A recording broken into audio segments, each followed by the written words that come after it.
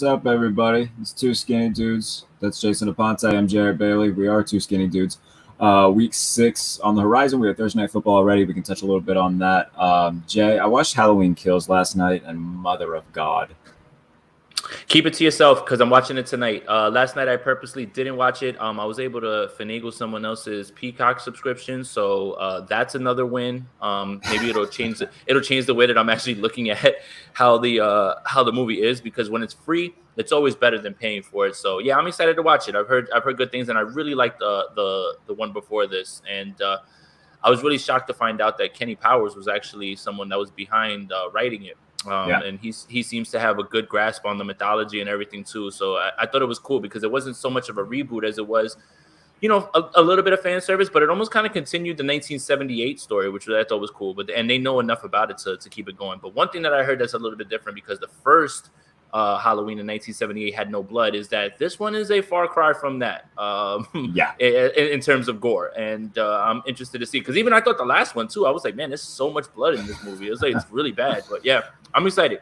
Yeah, no. So this trilogy of movies is a direct sequel from the 1978 version. So John Carpenter, the person who directed the 1978 version, he is a producer. He does the music, the score, and everything. So yeah, man, He hyped it up before it was released a few months ago, saying that it's by far the goriest sequel of any of the other movies that have been part of the mythos of Michael Myers. So he was not lying. He was not lying. Yeah. So yeah, you're gonna love it. So that was my last night. But now we've got football to focus on coming tomorrow. So we can touch on your 49ers and my Steelers like we usually do to kick off the show, just to get it out of the way. You got Seattle. Oh no. Who do they play tomorrow? I got 49? Seattle. Yes. Yeah, the 49ers are on a bye, thank Lord. Okay, that's what I thought. So Steelers play Seattle tomorrow. See, I'm too caught up in Halloween right now. I need to get focused here. But yes, the Steelers play the Seattle Seahawks tomorrow. Sunday Night Football. Mike Tirico on the call. Steelers are 5-0 in the last 5 Mike Tirico games. So good omens all the way around for Pittsburgh. I'm excited. Geno Smith is playing, not Russell Wilson. So I'm feeling good, Jay. This is a defense that the Steelers should be able to carve up.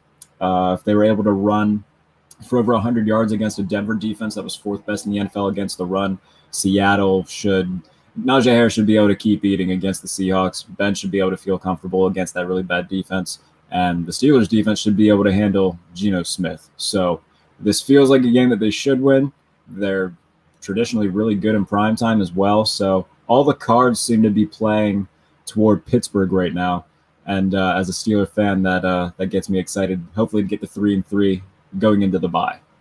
Yeah, and as 49er fans, you know that we're with you, and we're picking you to win this game as well too. I mean, yeah, you, for all the reasons that you mentioned, nothing against Geno Smith, who actually played very well when he was pressed into duty after Russell Wilson got injured.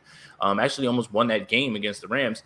At the same time, they're a bit overmatched. Even with Juju out in this game, Najee Harris should start to take on that role of the underneath flat throws that he was getting, from the slot. So I don't really see too many problems with this one. I think you guys should definitely win this game. So yeah, you got 49er Nation behind you on this one, because even if the Seattle Seahawks don't seem to be a real threat to the division, especially considering now with this injury, it's always good to see them lose and watch them lose on primetime. So we're with it. If the Steelers are smart, I've written about this all week. If they're smart, they'll just keep Chase Claypool predominantly in the slot, because that's he's going off this week. That's where he's been most effective. Like, they've tried to make him the go-to outside guy opposite of Deontay Johnson, hasn't worked. And whether it's because he's not using his size to his advantage, especially when matched up against more physical corners, he just hasn't been successful. So hopefully they keep him inside, because that's a walking mismatch waiting to happen if he's playing against slot corners or linebackers. We saw it last week. So if they're smart, they'll keep doing that. Najee Harris should eat. Hopefully Deontay Johnson can keep this mini hot streak he's got going. He's got back-to-back weeks with touchdowns, both on the exact same play, the exact same throw. So we'll see if they can keep that going.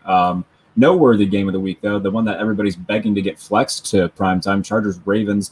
That's going to be a fun one, Jay. I'm excited to see. Well, first of all, the Chargers come into the game with the worst rush defense in the NFL. That plays in the hand of Baltimore.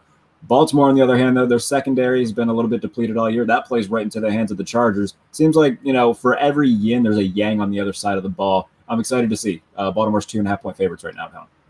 Shootout. And what Lamar Jackson did this Monday night, that was impressive, man. And this was supposed to be the year that everybody was supposed to figure him out. I don't know. Yeah. I mean, the guy right now is outgained by himself the entire 49ers offense. Let that sit in for you real quick, 49 fans. So yeah, this one's going to be a lot of fun. The Chargers are, Justin Herbert's incredible, man. They had a thriller last week against the Browns. I believe they won by like 3 or something like that towards the end of the game. It was back and forth.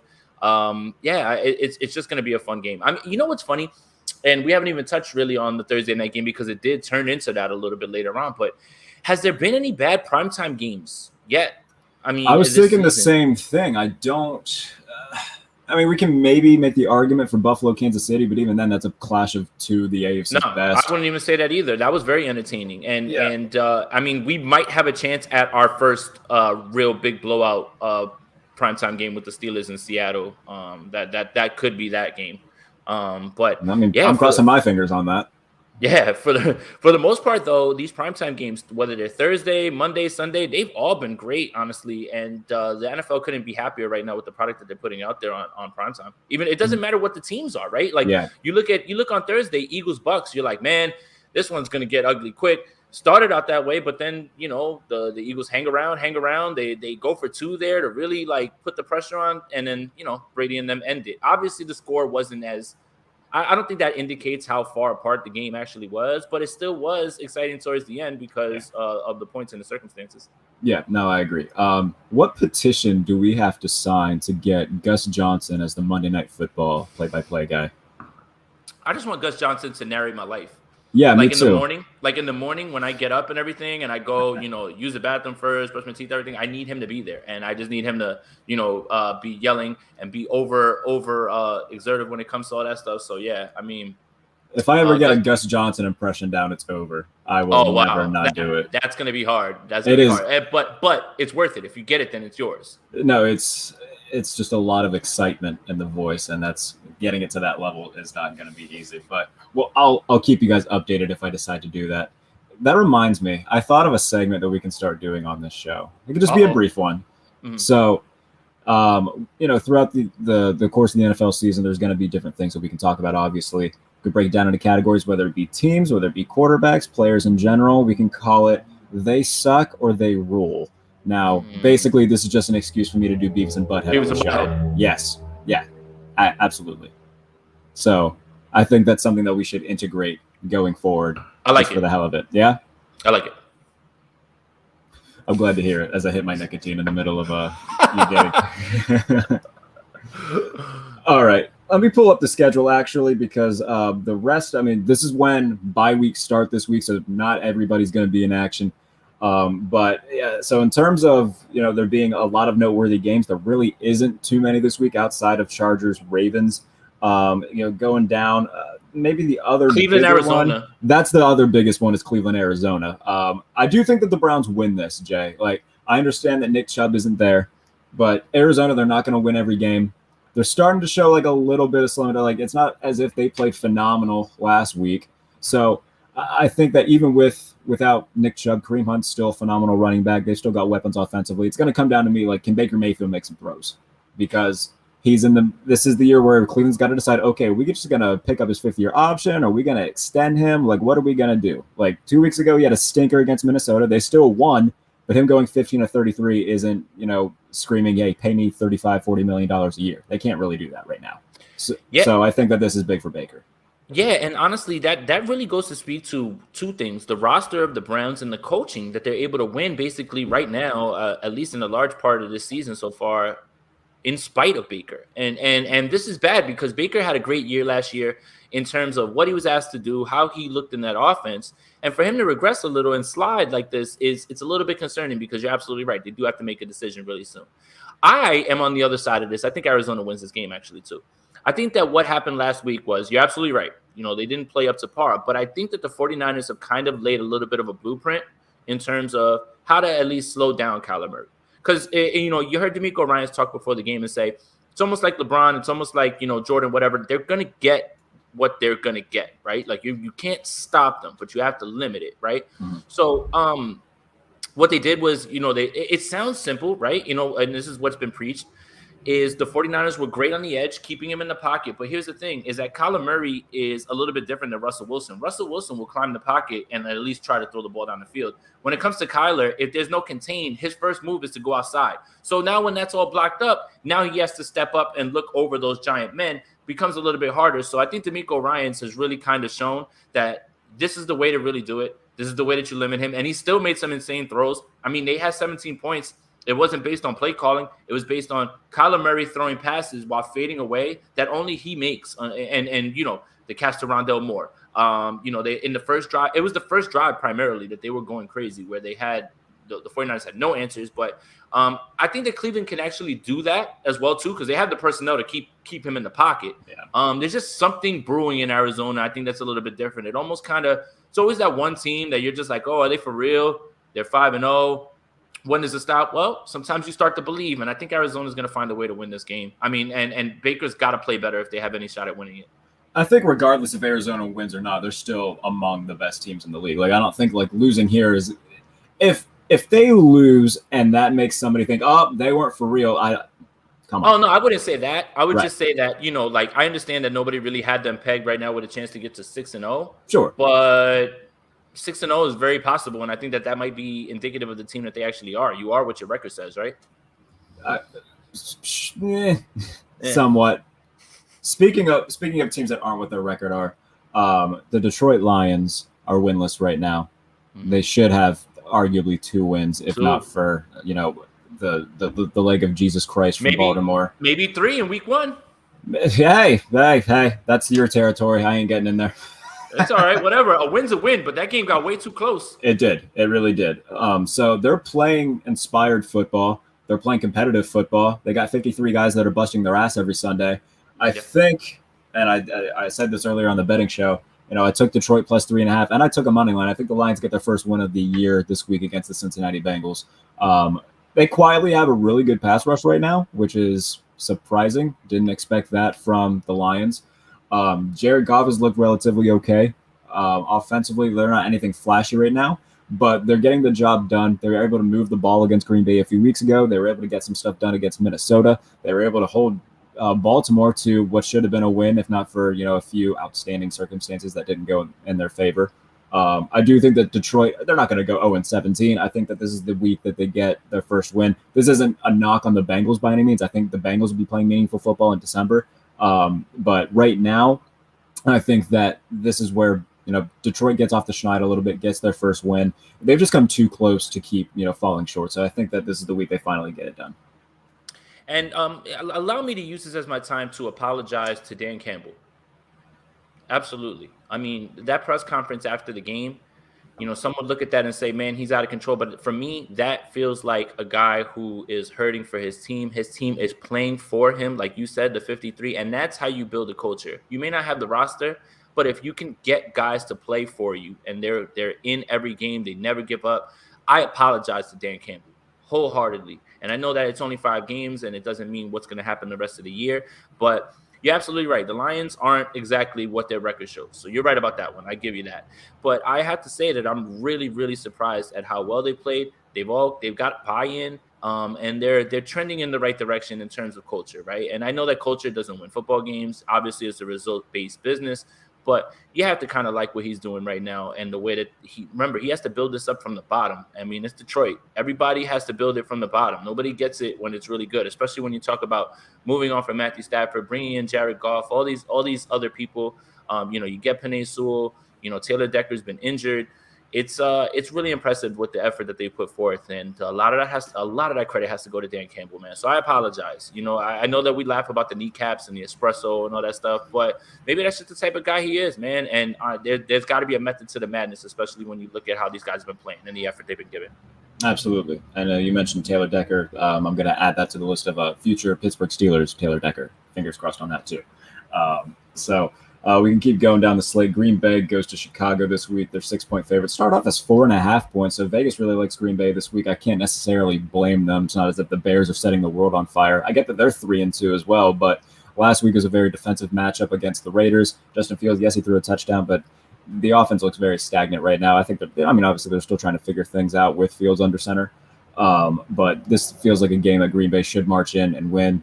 Rodgers is 20-5 against Green Bay or against Chicago in his career. Feels like it's going to be 21-5 after Sunday. Yeah, and I think to be fair too, what I noticed because I watched both the Justin Fields starts, big Justin Fields guys. So the first game, I thought that Bill Lazor did a good job of running the ball very well, and getting him in advantageous spots. Same thing that they kind of did against the Raiders. They ran the ball 34 times. Justin Fields threw it 17 times. There's a certain coach that I kind of wish would have done the same thing for another rookie starting quarterback. I just can't remember his name right now, but I agree with you. I think the Packers do win this game. Obviously, no Jair Alexander. Kevin King has been ruled out as well, too. So that secondary is a little bit banged up. But, yeah, I think that Aaron Rodgers is eventually too much for the Bears. And Allen Robinson's a little bit banged up going into this game as well, too. So we'll see. Khalil Herbert is the starter. David Montgomery's on IR. Damian Williams tested positive for COVID, so he's on the COVID list. So they're really down to like the last few guys in certain spots, and yeah, it's just going to be too much. I got the Packers winning this game as well too. Yeah, me too, and I think that they should cover that 6-point spread. Green Bay continues this mini run that they're on. I mean, everybody said that Green Bay was left for dead after week 1, and look where we are now, Jason Aponte. We are, the Green Bay Packers are among the best teams in the NFL. Kansas City Chiefs, mate, they aren't among the best teams in the NFL. Actually, they're bad. Steelers and Chiefs have the same record. So if we would have said that at the start of the season, I would have been really excited. But now looking at it in hindsight, that's not exactly a great thing. Their defense is atrocious right now. They've gotten exposed multiple weeks. Last week against Buffalo, to be specific, Baltimore ran all over them. The Chargers did whatever they wanted. So now they face a Washington football team that is without Curtis Samuel, potentially without Terry McLaurin. I haven't seen any updates on that, but I know that he was questionable. I think he might play. I would bet that he's going to play. But yeah, no Curtis Samuel, unfortunately. Yeah, so that's going to be a little bit easier for the Chiefs defense to deal with. Antonio Gibson has been dealing with injuries as well. He's playing through that though. So Logan Thomas is injured on the IR. Exactly. A lot of people. Exactly. So if the Chiefs don't win this game, Jay, and the Chargers do beat Baltimore, I mean, the Chargers now would have a 3-game lead in the AFC West, getting to 5-1. Kansas City goes to 2-4. That's a bad spot to be in. Now, I do think that Kansas City wins, but their defense hasn't given me any reason to be completely confident in them going forward unless something drastically changes. Yeah, it's really more the defense than anything. I've kind of seen a little bit of funny narratives being thrown out there on Twitter about, have they figured out Mahomes? Settle in, relax. I was like, and you still look at his numbers, and he's still putting up an incredible pace right now. And if that's figuring it out, stop it. But it really falls on the defense more than anything. It's hard for me to bet against those guys. I have to bet because of the coaching that they have around there and the talent that they have on that team, that they get it figured out. Not everybody's going to start off the way that everybody thinks, and especially, everybody holds the Chiefs in high regard. Back-to-back Super Bowl, Patrick Mahomes, everything. Well, no Clyde Edwards-Helaire in this game means you're going to see a lot of Darrell Williams and Jerick McKinnon. But yeah, I think that you're absolutely right. This Washington defense is actually not as good as we believed it was, and that's something that like I kind of sat on the entire time saying this is why I believe that they're going to be the NFC East champ. Was the defense. Fitzpatrick was going to get in there, while Taylor Heineke has not played bad at all. Has played admirably. Anytime that his number's called, it always seems like he plays hard. That kid, I'll give him that, man. He does. But the defense is the reason that this team is struggling right now, and I believe that the Chiefs get right back on the horse with this win against them. So yeah, I mean, and too much other things going on with Washington besides football. And they're gonna and they're trying to. Well, they're not trying to. This is something that was floated out there as a conspiracy theory, but it was already they were already gonna do this. They're gonna retire Sean Taylor's number before the game too. So I mean, let's see. I got the Chiefs winning this game. Retiring the great Sean Taylor's number with 4 days' notice. How coincidental. Damn the Washington football team to hell. All right. I don't want to talk about them anymore. That just angered me. Minnesota heads to Carolina. The Panthers oh my goodness, the Panthers. I mean, you know how much I like the Panthers. They're kind of my baby of this season, but I'm angry at them because they really screwed me in multiple parlays last week. I'm sitting there, they're up 15-9 or whatever it was. The defense is, keeping it contained. I'm like, yeah. And I'm sitting there, okay, Carolina's going to get the job done. That's phenomenal. And then my little baby boy, Sammy Darnold. Yeah, that was a bad performance. That was his worst performance as a Panther. There's no doubt about that. Easy. Yeah. He started off the season hot. The game before this one wasn't anything spectacular, but it wasn't bad. The game against Dallas, yes, he threw 2 picks, but he also kept them within a score and kept them competitive throughout. So, but this past week against Philadelphia, that was bad. So, hopefully against Minnesota, we see something a little bit better. They are home. Defensively, we know that Carolina's really good. But we'll see how much they can slow down Thielen and Justin Jefferson. Dalvin Cook is playing. Christian McCaffrey is not. So they're going to have a few things stacked against them going into this week. Yeah, I mean, that McCaffrey news is a bummer, man. After he got his contract, all of a sudden, from being durable to, I mean, everybody who is on that don't pay running backs bandwagon is going to use this as the They're taking a victory lap. Yeah, for sure. And it sucks, man, because obviously the NFL is better when the stars are playing, and Christian McCaffrey is no doubt a star. But, he's going to be missing in this game. Chuba Hubbard's been playing well, man. I mean, like, he was good. Like, he's been very solid. I'm so happy that DJ Moore is actually playing very well, so everybody can finally understand what I've been talking about with this guy. I mean, the guy had back-to-back 1,000-yard seasons, and it takes me every day to like tell you guys that he's good without you guys realizing it. He's really good. But yeah, I think that a lot of the things that were talked about with the Panthers were, hey, they got a bunch of wins against a bunch of scrub teams. Well, you can only play against who you're up against. So Dallas is actually really good. Shocker. Didn't know that. Didn't notice that was going to happen. That Philly game felt a little weird, and it felt like because Darnold put them in some bad spots, turned the ball over on his side of the field, and he let Philly hang around, and Jalen Hurts, he got it done at the end. But this week against Minnesota, this one's tough for me, man. I think that Minnesota, they just got a miracle win, basically, right? Again, we were talking about the Lions. Kirk Cousins is playing some of his best football ever, probably right now. I mean, even though the last 2 games have been down, I felt like he's been much better than advertised and much better than people give him credit for. And you mentioned Justin Jefferson and Thielen, but the Panthers defense is loaded up to stop the run. Dalvin Cook's in for a test here, man. And we'll see how that goes. We all know that the offense is based off of play action, Kubiak. They want to get the ball down the field. But it's really going to be up to these corners to really see what they can do against Justin Jefferson and Adam Thielen. And, I mean, AJ Boye and Dante Jackson and, Gilmore's there. Horn's still there. I have to give the Panthers credit. Their general manager has done a great job of just going in and just getting, as many players as he can in trades. So, I mean, it goes to show that that's what they're thinking, is that they're thinking about winning. But in terms of who I think could probably win this game, I guess give me Carolina, but it's a toss-up for me. Yeah, it's a toss-up for me too. I don't feel too good about it. I'll say Carolina, though. Yeah, and remember, Stephon Gilmore still not playing in this game. I think he's eligible to play Week 7. So Week 7, yes. So they'll get him. Look, losing J.C. Horn hurt because he was playing really well with the broken foot and everything, but they go out and get C.J. Henderson, trade for Stephon Gilmore, still got Dante Jackson and Boye. I mean, they're 4 deep right now without their top corner, arguably. So that's saying a lot. Right.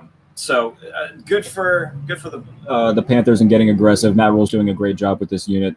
They have one of the best defensive units in football right now. So good for them. They're playing hard. I would like to see them get a win this week, obviously, just because I'm big on the Panthers this year. So it would be nice to see them kind of get off this little losing streak that they've been on and get back on the right track. We talked about a team that's a lot in the news because of non-football reasons, and the Las Vegas Raiders will be traveling to Denver this week in the first game post John Gruden resigning. I think this is really it feels like this is just going to torpedo their season. It doesn't feel like you can really. That's a ginormous distraction to deal with. Not to mention the fact that Denver's really good defensively. Vegas has struggled against good defenses thus far. So I think that Denver, both teams are on 2-game losing streaks. I think Denver is the team that will end their own losing streak and get back on track. They're 4.5-point favorites at home. This whole thing, man, it's we have these conversations too often, and it's unfortunate that we have to have them. But it does seem like, at least once or twice a year, something of this nature happens, and we keep saying the same things, but they keep on happening. And now Las Vegas kind of has to deal with the backlash of that. Yeah, I agree with you 100%. I mean, this team has got to be lost in the woods right now at this point. Complete change now with the regime, what they're going to be trying to do. It's just too much to ask, and I think that Denver's too good to not pounce on this one. So yeah, I've got Denver too. In terms of the conversation at hand, it is unfortunate. It is something that continues to happen, and I feel like a little bit like them concluding the email, wrap up with nothing else kind of makes it seem like John Gruden's a fall guy. Yeah, I agree. I think out of, what is it, 650,000 emails, the only guy that you found that said anything remotely offensive like that is John Gruden. I think it's pretty evident that the NFL is covering their own ass right now. And look, it's a shame because they can do that. Like, we're not going to stop watching. We're going to keep tuning in. All of us are. And whether that's right or wrong, it's what it is. And they know that, it's not going to damage them greatly. And it seems that John Gruden is going to be that fall guy. It makes zero sense that an investigation that started with the Washington football team ends with John Gruden getting the fall. If Bruce Allen was still there, obviously there would be more backlash on Washington. He's not there anymore. So the fall goes elsewhere since he is no longer in their front office. But you're telling me that Bruce Allen is the only one in that organization that would have had any sort of dirt on him. But Las Vegas Raiders head coach John Gruden is the one guy that we can find. I find it hard to believe. Obviously we're never going to know 100% for sure, but it's extremely, extremely shady that, one, they're not releasing these emails, and two, they're just telling us, yeah, we didn't find anything, let's move on. Makes me wonder why they made sure that they went ahead and they gave Kaepernick all that money to just say, okay, you got us. It does, doesn't it? So it's unfortunate. Obviously nothing that we say is going to really change the fact, but it is, important to at least bring it up. So regardless, yes, I do think, shifting back to the football side of it, I do think Denver wins. Like I said, this is just so much of a distraction. I feel for Carl Nassib though too. I mean, the guy's having a hell of a year, and he's got to deal with all of this not football related stuff. I feel bad for him. A guy who's supposed to be his ally in all this, thinking that he was behind him, and then this comes out. It's got to be a blow to him. So, love to Carl Nassib. Hopefully, he's doing okay mentally right now, because that's rough. 100%. My bad. Averly's in the background, so I'm on mute. I know you're chilling, mate. So, all right, let's move on. We do have this feels like a gift of free money, because the Dallas Cowboys are 3.5-point favorites in New England. I feel like this is going to be a track meet where Dallas just runs up 30 and Mac and New England struggle to put up like 17. So I like the 3.5-point line in favor of Dallas. I bet it already. I would bet it 8 times if I could. Actually, as a matter of fact, I think I can. Just an analogy though, folks. Don't do that. So yeah, Dallas minus 3.5. I do like that one a lot. Yeah, I got Dallas winning this game too. I don't think New England has the offense to keep up with them. I mean, right now, Dallas's offense is looking like the best in the league at this point. I mean, Dak Prescott, he's just out of control right now. And, while McCarthy's trying his best to lose games with time management and such, Kellen Moore is doing a great job over there. So, yeah, I just don't think that Matt Jones and those guys can keep up. So, yeah, I got Dallas winning this game. Yeah, Ezekiel Elliott's also got back-to-back games of 100 yards rushing. He's seeming to find, the 2017 Zeke that we were looking for a while. So he's getting back into form. CeeDee Lamb's playing well. Dak's looking phenomenal. Yeah. And Trevon Diggs is chasing the interceptions record, Jay. He's at 6. Yes, he is. And I think I think they lead the league in interceptions, and he's 6 of 7, honestly. So that's a surprise. The defense has actually played a lot better. So Dallas is in position to win this division, I think. Yeah, I mean, you look at the rest of the division. I mean, the Giants aren't. I don't think the Eagles are. Washington is just too inconsistent right now to really understand or know what their identity is. So, yeah, in terms of the teams who are – Dallas is head and shoulders above everybody else in that division. I think Dallas is – and they're fine right now. Good for them. I mean, you and I both thought that their defense was going to be the thing that held them back. Obviously, Trevon Diggs has played really well and been by far the best player in that secondary. But they're getting after the quarterback as well. They're playing well. So good for Dallas as they take on New England. Yeah, I think that they should handle business there. We mentioned the Giants. We might as well talk about the Rams and the Giants. Whoever the hell shows up to play for the Giants, because they're injury riddled all over the field, especially on offense. No Kenny Golladay, no Saquon Barkley in this game. Rams are favored by 8. It looks like Daniel Jones is going to play. That does seem like what's going to happen. So The Giants, faithful are thinking that whatever God they pray to, that Mike Glennon is not going to be the starter this week against the Rams. So at least they have somewhat of a shot. Yeah, I think the Rams win this game, but I don't know if they're going to win by, I think I looked at it, it was like 9 now or something like that. I don't know if it's going to be that much. I mean, I think the Giants have to, this is like a big moment for them right now to show that they can at least be competitive in these games. And yeah, Daniel Jones is going to play.